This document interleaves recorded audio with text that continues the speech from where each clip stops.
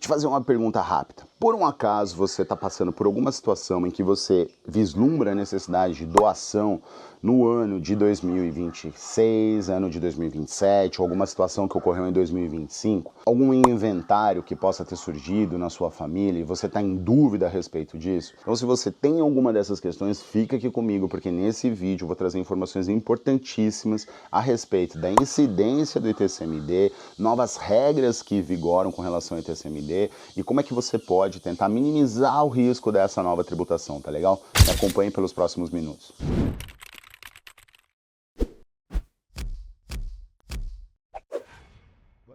Pessoal, hoje eu vou conversar com vocês a respeito do ITCMD e as novas regras advindas em função da reforma tributária, mas sobretudo pela Lei Complementar 227 de 2026. Um dos grandes temas que essa lei trouxe, dentre vários, tá? Eu acho que os que estão mais na moda, se eu fosse elencar, não é nem moda, os principais focos nevrálgicos dessa lei, né? Os pontos mais ácidos são quais? A necessidade da progressividade de alíquota. Então, por exemplo, Estado de São Paulo nós temos uma alíquota de 4% e a nova legislação que traz um desenho, né, via lei complementar, um desenho federal, a federalização disso, estabelecendo balizas para serem adotadas pelo Estado, obriga os estados a terem uma alíquota progressiva. Então o Estado de São Paulo com 4 não pode continuar assim, ele vai ter que adaptar a lei complementar e estabelecer uma alíquota progressiva, que em geral vai em função do patrimônio. Então ela vai estabelecer uma alíquota progressiva que vai respeitar o volume, o valor, né, a base de cálculo daquele patrimônio. Provavelmente teremos essa alteração. Contudo, temos estados que já estão adaptados e já têm alíquota progressiva. Por exemplo, onde? Aqui, ó, onde eu estou, o estado da Bahia. Estou aqui em Trancoso e estou fazendo esse vídeo aqui de Trancoso, perto do quadrado aqui de Trancoso, dá um lugar lindo. Mas o que a Bahia fez? Ela já tem uma alíquota progressiva estabelecida em sua legislação. Então, primeiro, alíquota progressiva. Segundo tema, muito discutido agora, é a questão da base de cálculo, e essa é muito interessante. Como é que a legislação, por exemplo, de São Paulo estabelecia o cálculo da base de cálculo do ITCMD? Ela se atém ao patrimônio líquido. Então, por exemplo, você tem um bem que você integraliza dentro dessa holding imobiliária pelo valor que constava no seu IR, ok? Este bem adentra, isso faz parte do patrimônio líquido com aquele valor que constava no seu IR. Quando você vai fazer uma doação das cotas desta holding para os seus herdeiros, você segue hoje não só os 4% da doação da cota, mas 4% sobre aquele valor que constava no seu imposto de renda, vocês entendem? Então você vai fazer uma doação das cotas, 4% sobre aquele valor bem baixo. O que a nova lei estabelece? Negativo. Se você vai doar cotas na vigência da nova lei, a nova lei estabelece não só a alíquota progressiva, mas a necessidade de você calcular a base de cálculo com base no valor de mercado. Então aquele bem que adentrou a holding pelo valor do IR passará a sofrer a atualização e a necessidade de se calcular o imposto de doação sobre o valor de mercado desse bem. E isso faz toda a diferença. A gente está calculando, assim, às vezes, tributação enorme em cima desta incidência, que se for feita em 2026, ainda você vai ter o benefício. Ano passado também. Terceira questão muito importante, muito em voga, muito discutida. A incidência sobre bens no exterior, tá?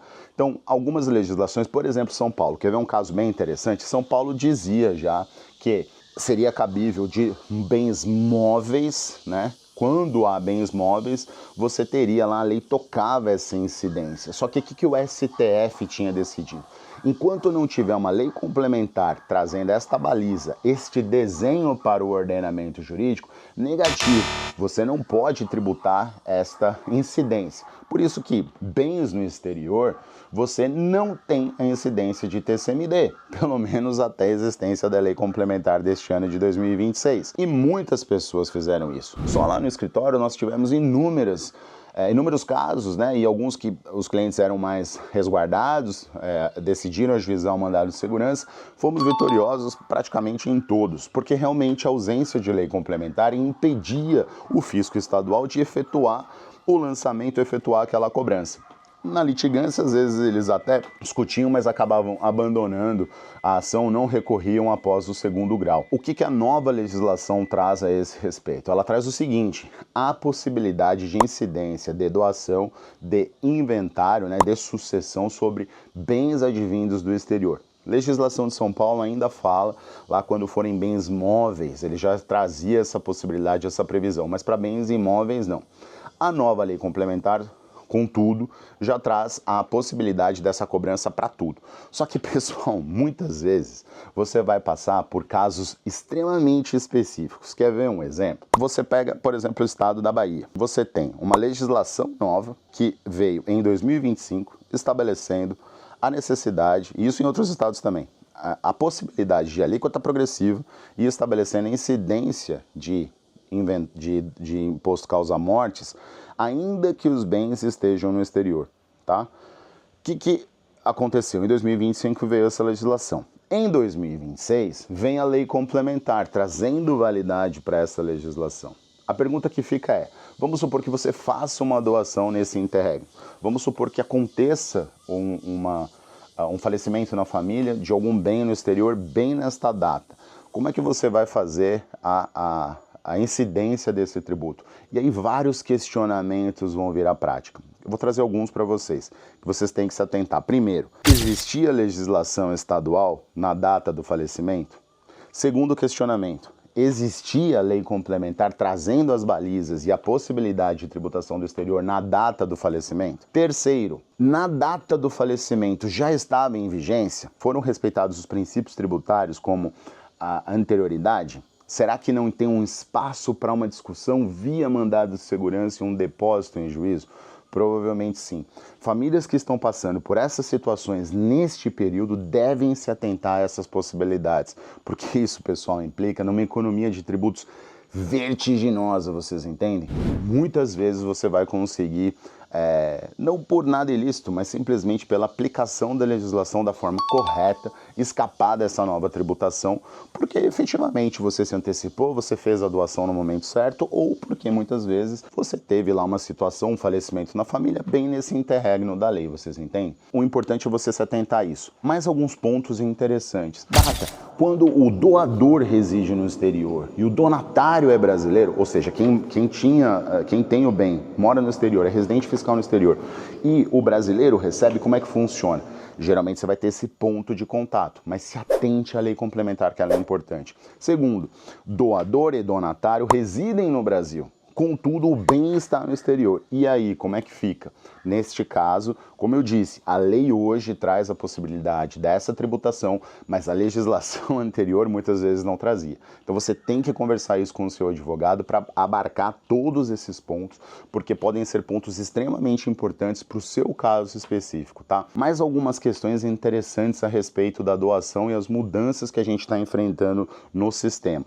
Uma delas é a questão de utilizar fluxo de caixa, tá, descontado, FCD, como base. A segunda, muito interessante, é o seguinte: muitas pessoas, eu até comentei isso recentemente no meu perfil do Instagram, muitas pessoas costumavam escapar da tributação de doação fazendo o quê?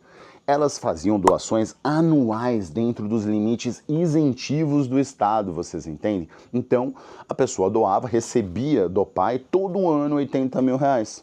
E o pai mostrava lá que estava doando 80 mil reais por ano fiscal, isento. O filho recebia esse valor do pai, declarava lá no imposto de renda dele: olha, recebi do meu pai, está tudo legal, recebi 80 mil do meu pai, o pai ia lá, demonstrava no imposto de renda que o filho foi o receptor dos recursos, isento. O filho adentrava esse recurso dentro do IR do filho sem problemas. O que a nova lei traz, pessoal? Aquilo que eu chamo de doações pinga-pinga. A nova lei diz o seguinte: se você fizer esse planejamento abusivo, o que eu acho questionável, porque na minha opinião não tem nada de abusividade nisso, mas se você fizer esse planejamento abusivo de doar sempre entre as mesmas pessoas, dentro daqueles limites isentivos, por anos seguidos, anos sucessivos, a lei complementar diz: Estado, você pode disciplinar essa situação. Você pode estabelecer que, para fins de doação, será considerado o período completo. Vocês entendem? Então vamos ao exemplo. Um pai doa para o filho todo ano o limite isentivo lá do estado de São Paulo, que são 2.500 o FESP, algo em torno de 90 mil. Ano de 2024 doou 90 mil, ano de 2025 doou 90 mil, ano de 2026 90 mil, ano que vem 90 mil, 2028 90 mil. O que a lei de São Paulo poderá fazer? Ela poderá falar o seguinte: vou somar 90 vezes 5, vou chegar lá no valor, na base de cálculo total, que é a somatória de todos esses anos, e vou aplicar a alíquota para cima de você. Além da alíquota, eu vou te dar um auto de infração porque você não reportou isso, você entende? E com o auto de infração e a multa, você vai estar pagando um baita tributo. Então se atente a essa situação, não deixe isso acontecer, não seja pego desprevenido. A lei complementar já mudou, reflexo da reforma, reflexo da emenda constitucional. Então, a lei complementar, a baliza federal nós já temos e, paulatinamente, a maior parte dos estados já está se adaptando, ou melhor, já se adaptou. O estado da Bahia, como eu disse, já tem legislação nova. E outros estados estão se adaptando. Então, se você está nessa situação, se você tem bem no exterior, se você tem uma situação de doação, se você tem uma situação de falecimento na família, se você tem um inventário para cuidar nesse momento, o ideal é que você procure uma assessoria que conheça todos esses meandros, tá? Principalmente uma coisa que eu vejo muito na prática, as pessoas procuram, nada contra, mas um advogado de sucessões, né? O advogado de sucessões é excelente para cuidar das questões da sucessão de família, mas nem sempre é o advogado mais indicado para se atentar às questões tributárias, que são aquelas que geram muito custo com relação ao inventário. Então o ideal é ter um advogado de família, de sucessões, mas ao lado dele um consultor, um advogado tributarista que vai auxiliar esse advogado de família a fazer a questão da sucessão. É recorrente, pessoal. Pegamos inúmeros planejamentos, inúmeros inventários que foram perdidas oportunidades. Quer ver uma delas? O herdeiro recebe aquele valor e ele poderia recolher os ganhos de capital em cima do falecido, porque ele vinha com aquela casa, por exemplo, no nome dele ao longo de todos os anos, mas o herdeiro acaba passando aquela casa para ele pelo valor que constava no IR do pai. Quando o herdeiro fica com aquele bem no seu imposto de renda, ele perde os fatores de redução que o pai vinha carregando ao longo de toda uma década. Então, muitas vezes, o que você pode fazer? Recolher o ganho de capital em cima do falecido, do espólio, você já paga lá o ganho de capital e transmite para o herdeiro pelo valor de mercado já, você entende? Então, o herdeiro recebe aquele bem. Tudo bem, você vai recolher o ITCMD e você vai recolher o ganho de capital com um valor muito menor. Então o herdeiro quer receber aquele bem e vender, ele já recebe aquele bem, aquele apartamento que estava no nome do pai por 700 mil, que hoje vale 3 milhões. O herdeiro vai receber esse apartamento por 3 milhões. E ele vende na sequência por 3 milhões. Quanto que ele paga de ganho de capital, Bata? Zero, porque o ganho de capital já foi recolhido no pai. Olha a diferença. Vamos supor que ele receba o apartamento por 700 mil e faça a venda na sequência, ele vai ter que pagar um delta de 3 milhões para 700 e ele não tem fatores de redução, vocês entenderam? Então ele aproveita o ganho de capital do pai, paga muito menos, já transmite o bem pelo valor de mercado. Final do dia, já estamos ficando aqui praticamente à noite aqui em Trancoso. O que eu quero trazer para vocês? Se atentem a essas questões, se atentem a esses fatores, a nova legislação é muito importante, alíquotas sucessivas, a tributação de bens no exterior, tá bom? Terceiro, base de cálculo, valor de mercado, cuidado com as doações sucessivas que a nova legislação pode trazer e se atente muito ao direito intertemporal que compreende estas doações. Você pode estar deixando de visualizar algo muito importante na hora de transmitir esses bens para os seus herdeiros, para a sua família, para quem recebe esta doação, quem irá receber essa herança, tá bom? Se você gostou desse vídeo, não deixe de se inscrever aqui no canal, dê um like, é sempre um prazer poder transmitir esses conhecimentos para vocês. Não deixe de comentar, eu respondo todos os vídeos, respondo todos os comentários que chegam, tanto em YouTube como em Instagram. Acompanhe lá o meu Instagram também, que eu trago sempre notícias recentes, tá bom? E continuem me seguindo aqui no canal e até o próximo vídeo, pessoal. Prazer falar com vocês. Me acompanhe, um abraço.